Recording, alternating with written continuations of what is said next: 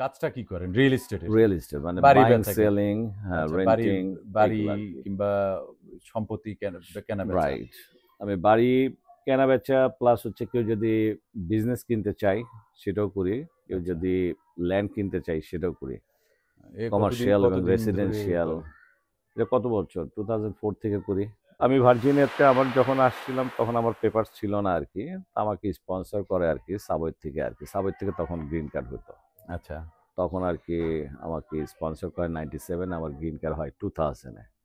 তা 2000 আমার ওয়াইফ চলে আসে 2001 এ। বাংলাদেশ থেকে আসার পরে এখানটাতে আমি ভার্জিনিয়াতে প্রায় অলমোস্ট 30 বছর।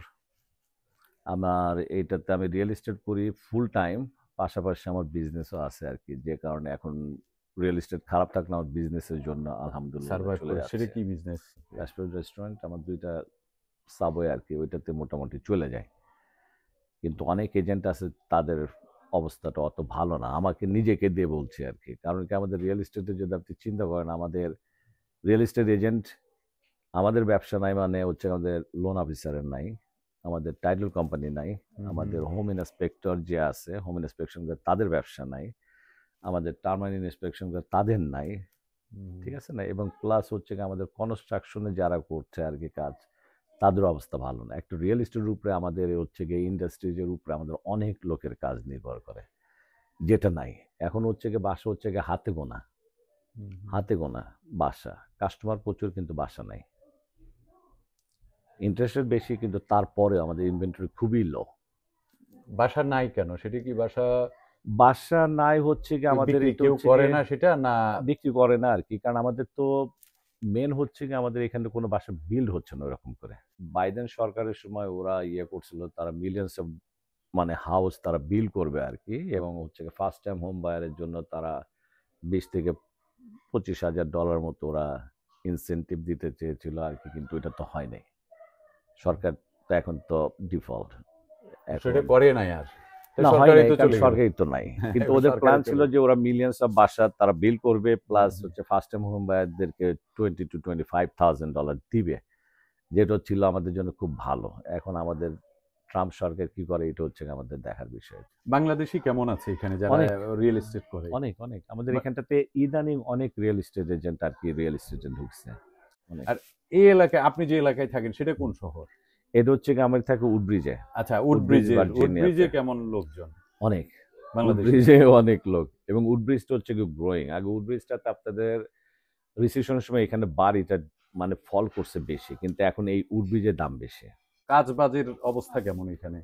উডব্রিজে আমাদের এখানে কাজ আছে, কিন্তু উডব্রিজটা হচ্ছে কি আমাদের এখানটা তো অফিস, যেটা আর কি অফিস বিল্ডিংটা কম। আচ্ছা। ঠিক আছে, আপনি যদি ফেয়ারফ্যাক্সে যান ওইখানে অফিস বিল্ডিং বেশি, মানে অফিসিয়াল জব বেশি। আপনি ডিসিতে গেলে অফিসিয়াল জব বেশি। কিন্তু উডব্রিজের দিকে আমাদের এখানে ট্যাক্সটাও কম, ফেয়ারফ্যাক্স কাউন্টি থেকে ট্যাক্সটাও কম। উডব্রিজ কত দূরে ডিসি থেকে? এখান থেকে আমাদের হবে গিয়ে 35 মিনিটস। আচ্ছা, আচ্ছা। 35 মিনিটস। আপনি যত নর্থে যাবেন উডব্রিজ হচ্ছে আমাদের সাউথের দিকে। হুম। যত নর্থে যাবেন, নর্থে গেলে এখান থেকে ফেয়ারফ্যাক্স মানে লটনটা পড়বে, তারপর আলেকজান্ডার পড়বে, তারপর আর্লিংটন, ফল চার্চ, ডিসি। যত নর্থে যাবেন ততই দাম বেশি। আচ্ছা। ততই দাম বেশি। কিন্তু আমরা যদি উডব্রিজে আমাদের একটা মিডিয়াম প্রাইস যদি আমরা ধরি একটা বাসা, সেটা হচ্ছে আপনার one family between house? One family house. হ্যাঁ। ওয়ান ফ্যামিলি হাউস এটা হচ্ছে কি আপনার পুরানো যে বাসাগুলো, সেটা হচ্ছে কি আপনার মিনিমাম প্রাইস হচ্ছে গিয়ে 450, এবং ওর বিল্ড হচ্ছে গিয়ে 1976 থেকে মনে করেন যে 1982 ভিতরে। এগুলো বাসার দাম হচ্ছে আপনার অলমোস্ট $500,000। আর এই ধরনের বাসা আপনি যদি ফেয়ারফ্যাক্সে নেন, ফেয়ারফ্যাক্সে না হলে $80,000 to $100,000 বেশি। মানুষজন যারা আসেন তারা কাজ করার জন্য আসেন কাজ করার জন্যই। না ব্যবসা বাণিজ্য করার জন্য? প্রথমে তো কাজ করার জন্যই, আচ্ছা। তারপরে গিয়ে ব্যবসা। প্রথমে তো আপনাকে বুঝতে হবে, কাজ করতে হবে, বুঝতে হবে, তারপরে ব্যবসা তো হুট করে দিলেই। ব্যবসা এমন একটা জিনিস, ব্যবসা মনে করেন যে আপনার যদি ভালো হয় ইজ গুড, ভালো না হইলে নাই। আমেরিকা তো হচ্ছে অপরচুনিটির দেশ। এখানে যত পরিশ্রম ততই পয়সা, ততই পয়সা। শুধু পরিশ্রম করতে পারলেই হলো। অন্য দেশেরটা আমি জানি না, কিন্তু বাংলাদেশে ছিলাম, কিন্তু বাংলাদেশের আমেরিকার তুলনা করলে এখানে আমরা যদি পরিশ্রম দিই, আমরা পরিশ্রমের ফল পাবো। এবং এটা ভীষণ একটা, আমি ব্লেসড যে আমি আমেরিকাতে আসতে পারছি, এবং আমেরিকাতে আছি, আমি নিজেকে মনে করি যে আলহামদুলিল্লাহ আমি একটা ভালো দেশে আসছি এবং কষ্ট করছি, আলহামদুলিল্লাহ আপনার আপনার দোয়ায় ভালো কষ্টটা আছি। তো আনন্দের কষ্ট। আনন্দের কষ্ট, হ্যাঁ, ডেফিনেটলি। মানে শুরু থেকেই আনন্দের কষ্ট। কারণ শুরু আপনার থেকেই। কাগজ হয়ে যাবার জন্য যে প্রস্তুতি সেটাও হয়ে গেছে। হ্যাঁ, আপনার গ্রিন কার্ডও তাড়াতাড়ি হাতে হ্যাঁ, পেয়ে গেছেন এবং হুম, আপনার একটা ভালো চাকরি। হ্যাঁ, অন্য সবার তো সেই সুযোগটা ছিল না। সেই না, ধরনের অন্য সবার অনেকের সেই সুযোগ না, থাকে না। না। সেই হিসেবে আপনি অনেক ভালো এখানটা তো ছিলেন। সবাই যারা আসছে তারা ১ম এই কষ্ট করতে হবে। হুম, কষ্ট হুম, করতে আমরা অনেক কষ্ট করছি। আমি সপ্তাহে না হলেও প্রায় ১১০ ঘন্টা করে ১০৮ ঘন্টা ১০ ঘন্টা করে কাজ করতে হয়েছে। হুম, হুম। এবং এখনো করি, এখনো করি।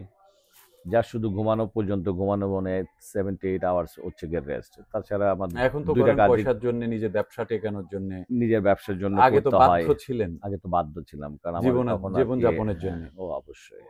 তখনকার পয়সা এখনকার পয়সা ইস টোটালি ডিফারেন্ট। তখন আমাদের এক্সাক্টলি। ছিল গিয়ে ঘন্টায় ছিল অনেক কম পয়সা কিন্তু জিনিসের দাম ছিল কম।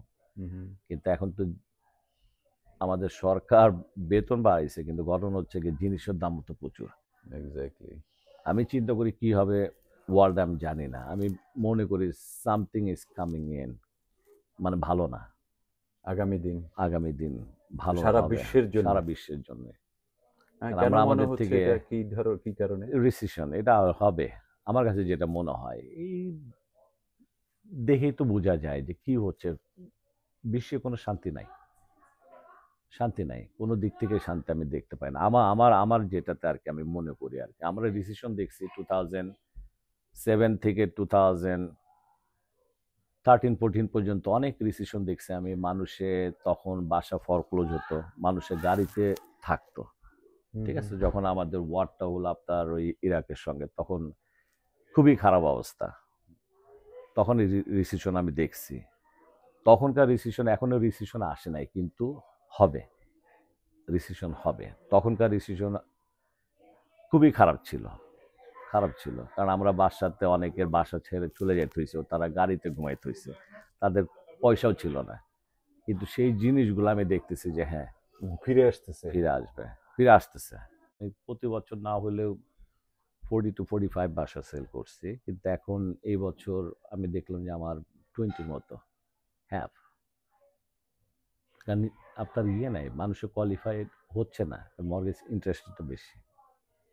এটার জন্য কোয়ালিফাইডও হয় না এবং বাসাটাও হচ্ছে বললাম না আপনার 300,000 এর বাসা এখন হয়ে গেছে 500,000 25% আপনার আপ কিভাবে করে মানুষে করবে। তো যেখানটাতে ইন্টারেস্ট ছিল 2.5 2.87 3% তাদের মর্টগেজ মনে করেন আসতো 2,000 এই সাপোজ চিত্র শুধু আপনার স্টেটে না, পুরো ফুল আমেরিকার কথা বলছি আমেরিকার আমি। চিত্র ও এটা। ইয়া হ্যাঁ, হোল হ্যাঁ। আমেরিকা। Even America. তো আপনি কানাডাতে গেলে একই অবস্থা। কানাডা তো আমাদের আমেরিকার থেকে আরো খারাপ। আরো খারাপ। তো এগুলোর জন্যে আপনাদের কি কোনো সংগঠন নাই বা এই ধরনের কোনো সাজেশন থাকে না সরকারের কাছে যে এই ধরনের কিছু করো? আমাদের রিয়েল এস্টেট থেকে ওরা তো ডেফিনেটলি ইয়ে করতেছে। সাজেশন কিন্তু গুলো কি, তারা কি বলে? সাজেশন হচ্ছে গিয়ে আমাদের বললাম না, আমাদের হচ্ছে গিয়ে আমাদের বিল করতে হবে বাসা। ইয়েস। বিল করতে হবে। বাসা বিল না করলে মানে হবে না। দেখেন আপনি বাজারে যদি চিন্তা নতুন করেন বাড়ি আসতে হবে। আসতে হবে। বাড়ি আসতে গেলে তাদেরকে নতুন বাসা বিল করতে হবে। আপনি চিন্তা করেন যে আমাদের এটাকে বলে বেবি বুমার। আমার যে মেয়ে, রাইট? ওর বয়স হচ্ছে গিয়ে ২০ বছর, ২১ বছর। ৪-৫ বছর তাকে বিয়ে দিতে হবে। তারও তো বাসা লাগবে। হুম, হুম, হুম। তাই না? আমার তো বাসা আছে কিন্তু তাদেরও তো বাসা লাগবে। কিন্তু বাসাগুলো কোথায়? এক্সাক্টলি। তাই না? এটা চিন্তা করতে গেলে তো মনে হয় এই যে এত যে দাম বাড়ছে কোন কারণে? ওদেরও তো বাসা লাগবে। কিন্তু এক্সাক্টলি ওদের বাসা ধরেন বানানোর তো প্রত্যেক ইয়ে নাই। ১৫-২০ বছর পর তো বাসার প্রয়োজন 5% অথবা আমাদের 2% বাড়ে। হ্যাঁ, আমাদের সেই হিসেবে প্রতি তো ১০ থেকে ১২ বছরের ভিতরে আমাদের রিয়েল এস্টেটে একটা উলাটপালাট হয়। উলাটপালাট বলতে হচ্ছে গিয়ে আপনার এইরকম রিসেশন নিডে ইয়েতে এগুলা চলে আসে। প্রতি ১০ প্রয়োজনে থেকে ১২ প্রয়োজনে বছরের একটা ভিতরে। ওলটপালট হয়। রাইট। হ্যাঁ, তাই হুম, না? আর রাইট। সব বাসা তো সবাই একটা নিয়মিত বিরতিতে ছাড়েও না। না, না, এমন না যে বাজারে ১৫ রাইট। বছর পর একটা বাসা ছেড়ে বিক্রি হয়ে যায়, তা না, তো না। এরকম হয় না। হ্যাঁ, আর অনেকে চিন্তা করে যে আমাদের এখানটাতে হয়তো ফরক্লোজ হইতে পারে কিন্তু ফরক্লোজ হওয়ার সম্ভাবনা কম। কারণ আমরা যারা বাসায় কিনছে যারা তারা ৩% এর নিচে তারা কখনো ফরক্লোজ করবে না।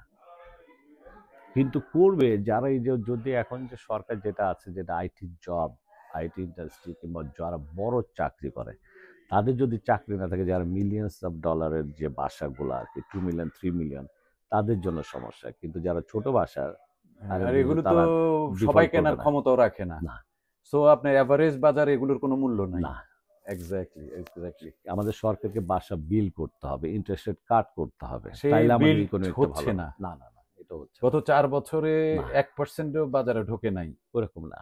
হ্যাঁ, ওইভাবে ঢোকে নাই। হয়তো হয়তো স্টেট ওয়াইজ 10%। ছোটখাটো কোনো, হুম, কিন্তু মানে একদম ফেডারেল ওয়াইজ যে সরকারের একটা ডিসিশন নিয়ে ওইটা হয় নাই। রিয়েল ওইটা এস্টেটে। ছিল কি, আপনার ডেমোক্রেট যদি আসতো ক্ষমতায়, তাহলে ডেফিনেটলি আপনার রিয়েল এস্টেটটা আমাদেরটা ঘুরে দাঁড়াতো। কিন্তু ওইটা হয় নাই। এখন এই সরকার কি করে আমরা জানি না।